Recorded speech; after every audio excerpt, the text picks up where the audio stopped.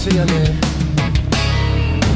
Tao po, nandyan po ba kayo sa loob ng malaking bahay at malawak na bakuran? Mataas na pader, pinapaligiran at nakapilang mga mamahaling sasakyan. Mga bantay na laging bulong ng bulong, wala namang kasal pero marami ang nakabarong. Lumakas man ang ulan ay walang butas ang bubong. Mga plato at kutsara na hindi kilala ang tutong. At ang kanin ay simputi ng gatas na nasa kahon. At kahit na hindi Pasko sa lamesa ay may hamon. Ang sarap sigurong manirahan sa bahay na ganyan. Sabi pa nila ay dito mo rin matatagpuan ang tao na nagmamay-ari ng isang upuan, na pag may pagkakatao'y pinag-aagawan. Kaya naman, hindi niya pinakakawalan. Kung makikita ko lamang siya ay aking sisigawan.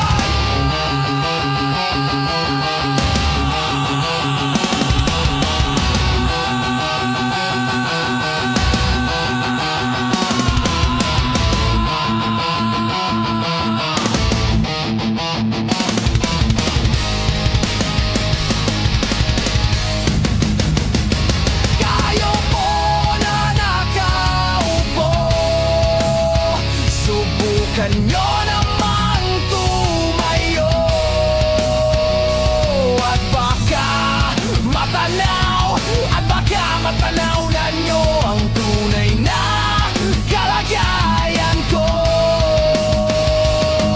Mawalang galang na po sa taong nakaupo. Alam nyo bang pantakal ng bigas namin ay di puno? Ang dingding ng bahay namin ay pinagtagpi-tagping yero. Sa gabi ay sobrang init na tumutunaw ng yelo, na di kayang bilhin upang ilagay sa inumin. Pinakulong tubig sa lumang takuring uling-uling, gamit ng panggatong na inanod lamang sa estero, na nagsisilbing kusina sa umaga. Yaming banyo ang aking inay na may kayamanan, isang kaldero na nagagamit lang pag ang aking ama ay sumweldo. Pero kulang na kulang pa rin, ulam na tuyo tasin, ang 50 pesos sa maghapoy pagkakasyahin. Di ko alam kung talagang maraming harang o mataas lang ang bakodo. Nagbubulag-bulaga lamang po kayo. Kahit sa dami ng pera nyo, walang doktor na makapapatinaw ng mata nyo. Kaya huwag kang masyadong